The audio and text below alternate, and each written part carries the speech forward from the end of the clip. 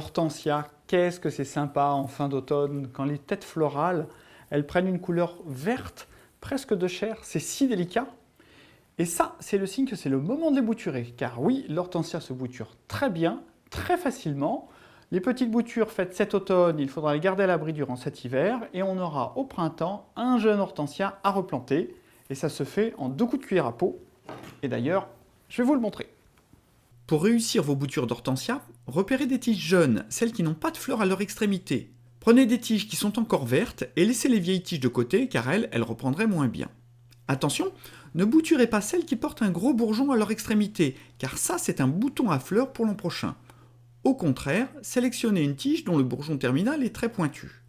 Coupez la tige de façon à récupérer 2 à 3 paires de feuilles, pas moins. Coupez les feuilles de la base presque à ras, il faut les couper et non pas les arracher. Faites de même en gardant la dernière paire de feuilles. Ces feuilles-là, recoupez-les pour les réduire jusqu'à 1/3 environ de leur surface initiale.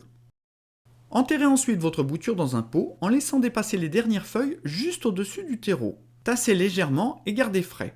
Pour bien reprendre, les boutures ne doivent jamais se dessécher, ne serait-ce qu'une seule journée. Et pour mieux les garder à l'humidité, couvrez-les d'une petite cloche ou comme ici d'un bocal de verre.